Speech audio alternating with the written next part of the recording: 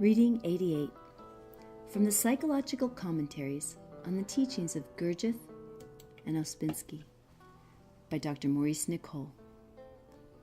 Volume 1, Birdlip, September 29th, 1943. The Three Lines of Work. We speak briefly tonight of the three lines of work and of external considering. All three lines are necessary. The first is work on oneself.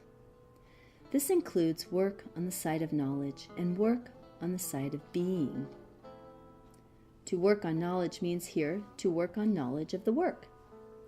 To work on being means to observe oneself from the standpoint of what the work teaches, so that one actually sees one's own personality, one's negative states, internal considering, identifying, mechanical talking, mechanical disliking, self-justifying, and so on, and to struggle with them.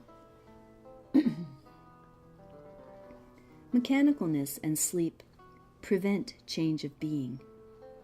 It is necessary to understand that knowledge of one's being is required before we can work on ourselves, and this is gained through the effort of attention, called self-observation.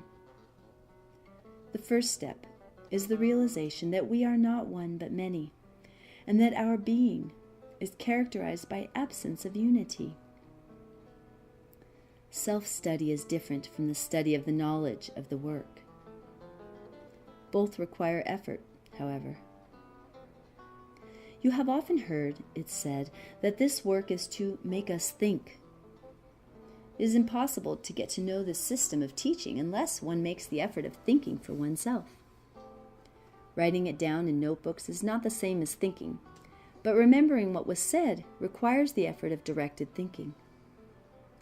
The first line of work is to make us know our state of being and state of knowledge. Otherwise, we cannot change. To observe is the first thing, but it must be without criticism or analysis. It has been said on one occasion that you can change nothing until you know all yourself. The second line of work is work in conjunction with other people in the work. Unless you practice the first line of work, you cannot practice the second. Again, unless you practice the second, you cannot practice the first rightly. There are several reasons for this, which it would be useful for the group to discuss. The third line of work is, for us at present, to help the work in general and try to see what is required for us, of us, and not talk wrongly or harm the work. Right valuation and right attitude to the work belong to the third line. But they enter into everything because unless one has valuation and right attitude, one will work neither on oneself nor with others, nor for the work. As was said already, all three lines of work are necessary. A man working by himself and only for himself cannot get anywhere. To begin with, he has not the force to do so. Now, to return to the first line of work and to personal work on oneself. It is necessary to know the work and apply its ideas to oneself. It is then possible to begin to understand the work, but you cannot apply the ideas of the work to yourself unless you observe yourself and what goes on within you in their light.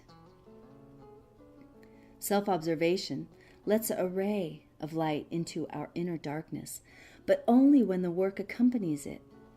That is, when one observes oneself in the light of the teaching. What does the work teach you to observe in yourself? It is very useful to make a list and then notice if you put it into practice. That is, whether you actually apply the work or whether you dream you are working. The second line of work cannot be done unless you gain knowledge of your being. Unless we observe ourselves and notice how we think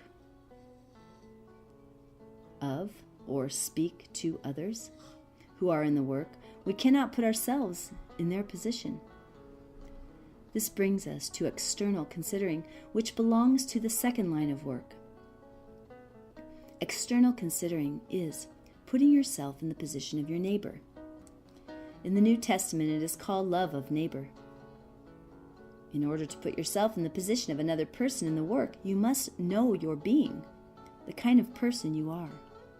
Otherwise, you will leave yourself out. Your neighbor, of course, sees you. But if you do not see yourself, how can you put yourself in another's position? One should think of this because it explains why so much wrong and false external considering exist, which only causes irritation or perhaps hatred.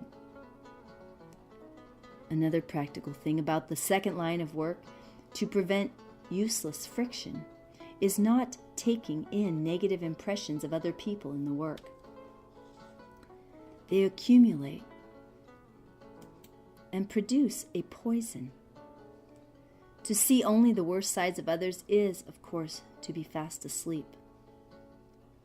When an impression falls on a negative part of a center, there is a brief moment in which, if you are awake, you can render it null and void by not accepting it.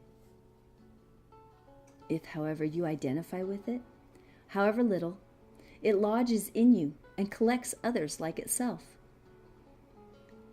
The last point that I will mention is that everyone should try to stop mechanical liking and disliking and the kinds of conversations that arise from them. We cannot expect to get much force from impressions if everything falls either on mechanical like or mechanical dislike. Nor can we expect any development of the second line of work in us, in which case the first line will be held up.